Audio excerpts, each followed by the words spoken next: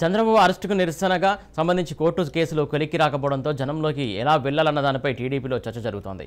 ఇప్పటికే లోకేష్ యాత్ర వాయిదా పడింది. మళ్ళీ ఎప్పుడు ప్రారంభిస్తారన్న దానిపై క్లారిటీ లేదు. దీనివల్ల టీడీపీ శ్రేణులు నిరాశపడకుండా ఎలా ముందుకెళ్లాలన్నది పార్టీకి సవాల్గా మారింది.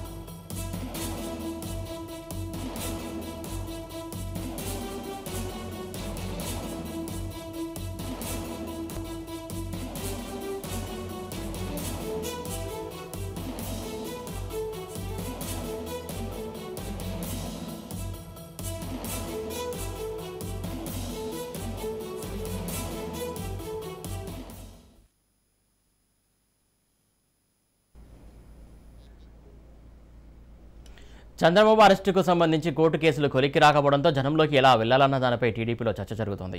ఇప్పటికే లోకేష్ యాత్ర వాయిదా పడింది. మళ్ళీ ఎప్పుడు ప్రారంభిస్తారన్న దానిపై క్లారిటీ లేదు. దీనివల్ల టీడీపీ శ్రేణులు నిరాశపడకుండా ఎలా ముందుకెళ్లాలన్న దానిపై పార్టీకి సవాల్గా మారింది.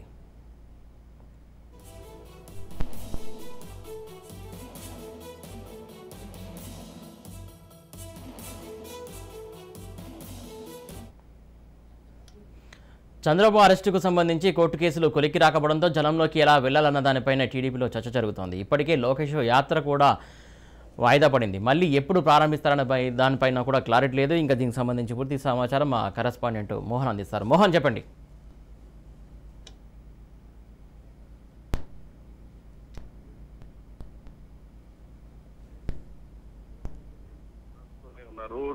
ఏదైతే టీడీపీ శ్రేణులందరూ కూడా పూర్తిగా ఇక్కడ సిచ్యువేషన్ మొత్తం చూసుకుంటే ఏ కార్యక్రమాలు అన్ని కార్యక్రమాలు వినూత్నంగా ఏర్పాటు చేసినప్పటికీ కూడా ఏదైతే కార్యక్రమాలను లీడ్ చేయడానికి మాత్రం కొంత కార్యకర్తలందరూ కూడా నిస్తేజంతో ఉన్నారని చెప్పుకోవాలి. కానీ వారందరినీ ఉత్తేజపరచడానికి ఇటు లోకేష్ యువగలం పాదయాత్ర కూడా మరొక కొన్ని రోజుల్లోనే స్టార్ట్ చేస్తారని చెప్పి తెలుస్తుంది. అలాగే బస్సు యాత్ర, భువనేశ్వరి బస్సు యాత్ర కూడా యాక్చువల్ గా షెడ్యూల్ ప్రకారం 10వ తేదీన స్టార్ట్ చేస్తారని చెప్పేసి ఇప్పటి వరకు మనకున్న అటువంటి సమాచారం ఇచ్చారు సీనియర్లు అందరూ కూడా. అయితే ఇప్పటి వరకు కూడా ఏ రకమైన ఏర్పాట్లు కూడా చేయలేని పరిస్థితిలో రేపు బస్సు యాత్ర ఉంటుందా లేదా అనేది కూడా ఇంకెంతవరకు ఎవరు కూడా క్లారిటీ ఇచ్చే పరిస్థితిలో లేరు. ఎందుకంటే ఇది పూర్తిగా ఈ రోజున చంద్రబాబుకి స్క్వాష్ పిటిషన్ మీద కావచ్చు, ఏదైతే హైకోర్టులో కావచ్చు, ఎక్కడైనా సరే స్క్వాష్ పిటిషన్ లో వస్తే క్లారిటీ వస్తే మొత్తం అన్ని సమస్య పోతే చంద్రబాబు కలిగిన ముఖ్యంగా వస్తారు అంశాన్ని మాత్రం వీళ్ళు చాలా క్లియర్ గా బలంగా నమ్ముతున్నారు. ఈ నేపథ్యంలోనే ఏదైతే చంద్రబాబు ఏదైతే రేపటికి మళ్ళీ వాయిదా పడింది, ఇది రాను అలాగా ఏదో టీవీ సీరియల్ లాగా సాగుతుందో తప్పించి ఎక్కడ బ్రేక్ పడుతుందని చెప్పేసి టీడీపీ శ్రేణులందరూ కూడా భావిస్తున్నారు. దీనికి కొంత ఏదైతే నిరుత్సాహం కూడా చెందుతున్నారు శ్రేణులందరూ కూడా. వీరిని ఉత్సాహపరచడానికి పార్టీ శ్రేణులందరూ కూడా వివిధ రకమైన కార్యక్రమాలు ఇప్పటికీ కూడా నిరసన ప్రదర్శనలో వినూత్నంగా కార్యక్రమాలు డిజైన్ చేస్తున్నారు కొత్త తరం నాయకులందరూ కూడా.